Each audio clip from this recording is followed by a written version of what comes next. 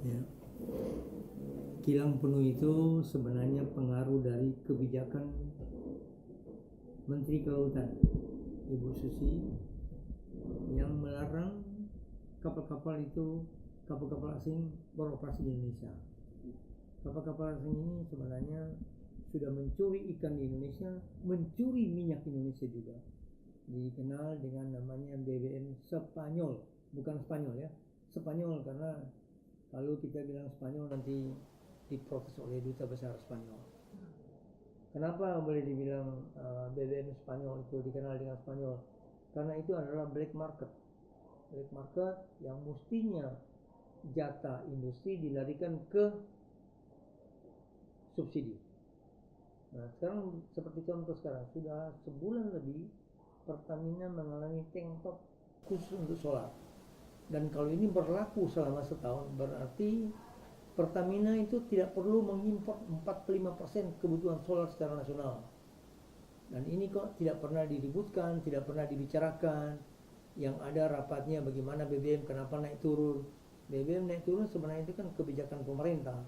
Jadi mestinya tanya kepada pemerintah, atau tanya kepada Jokowi, atau tanya kepada Menteri SDM-nya.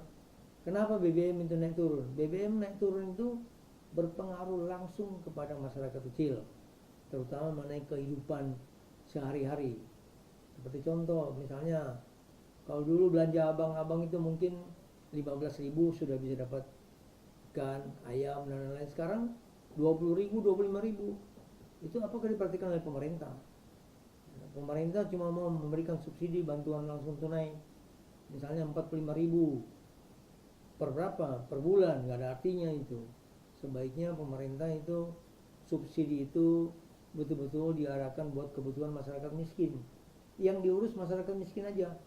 Masyarakat yang menengah ke atas nggak usah diurusin, karena pasti dia mampu berdiri sendiri.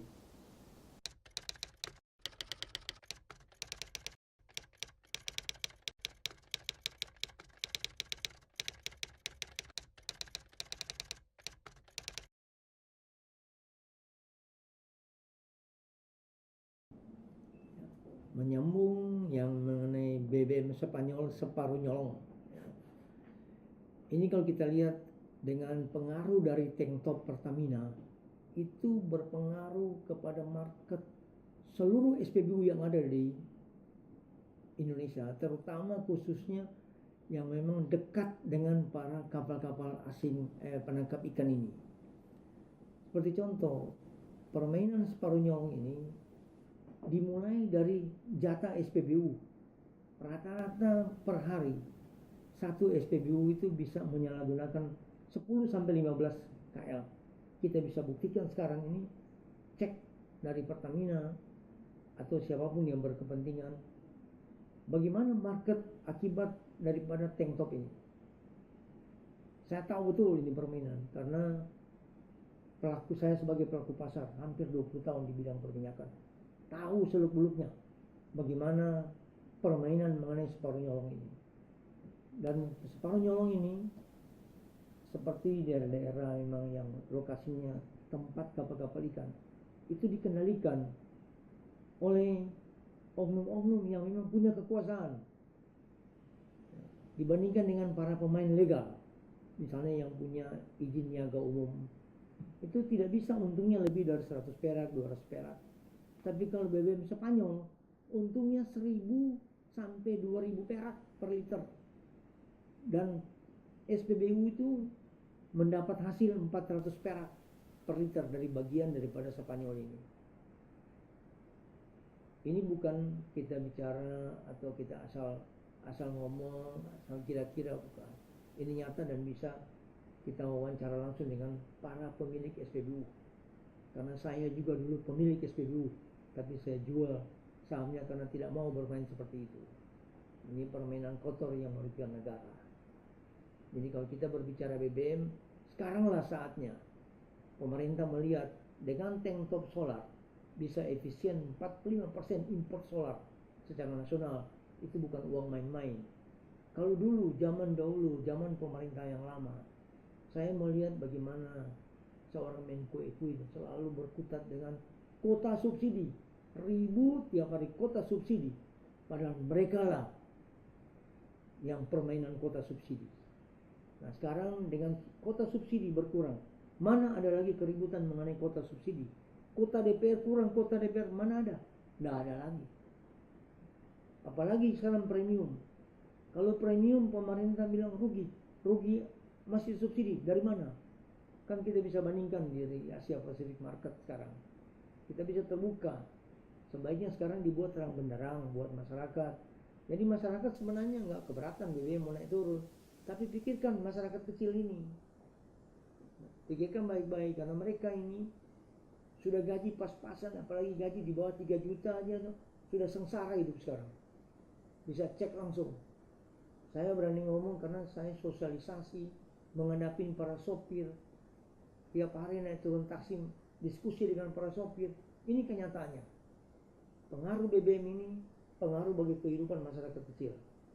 Jadi kalau pemerintah ada solusi, subsidi itu nyata diberikan bagi masyarakat kecil. Kalau perlu BBM kebutuhan masyarakat kecil diganti semua dengan gas.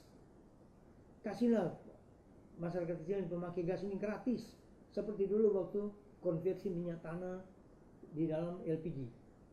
Karena sekarang waktu LPG, minyak tanah mengganti LPG, itu sosialisasinya disalahgunakan semua. Masyarakat dibagi kompor gratis, tabung LPG gratis, tapi cuma numpang lewat karena di belakang ada yang cegah, dijual lagi. Akibatnya coba lihat, tabung sekarang itu tidak terdeteksi lagi berapa banyak.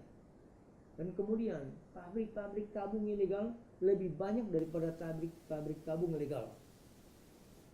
Jadi pemerintah mesti bikin data yang jelas dari RT, kalau perlu dari RT, maksimum RW.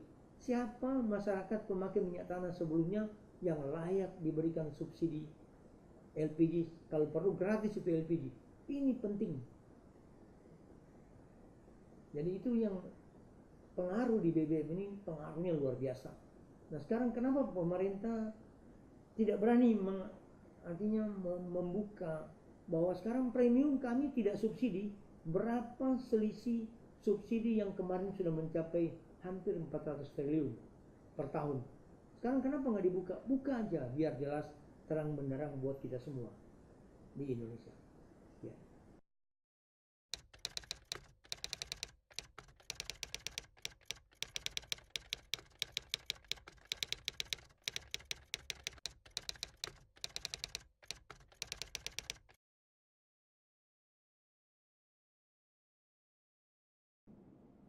Menyambung masalah LPG, khususnya LPG 3 kg buat masyarakat miskin.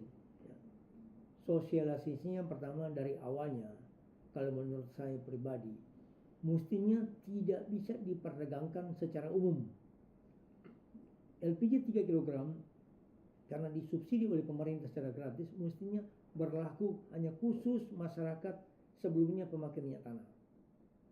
Sebelum minyak tanah diganti oleh LPG, minyak tanah itu dari tahun ke tahun tetap di 10 juta kiloliter.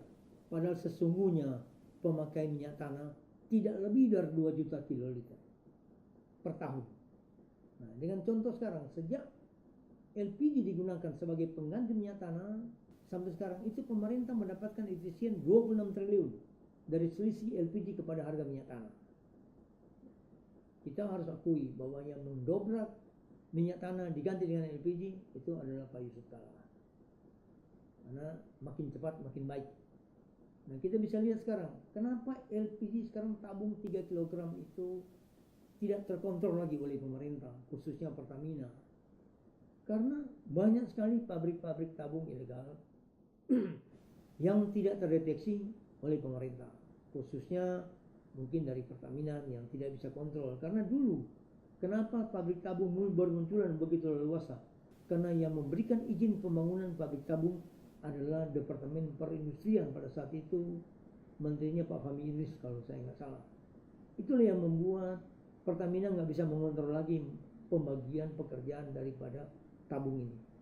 Nah contoh sekarang, kenapa sekarang tabung makin hari makin kecil? Ya karena sudah mentok. Contoh sekarang orang dagang bakso, dagang apa semua sudah nenteng tabung. Apartemen sudah masuk tabung 3 kg. Inilah yang membuat kita bisa tidak kontrol mengenai LPG. Nah, sebaiknya LPG ini betul-betul dari sekarang pemerintah berani mengambil langkah yang berani bahwa siapa memakai LPG 3 kg tidak sesuai dengan peruntukannya harus pidana.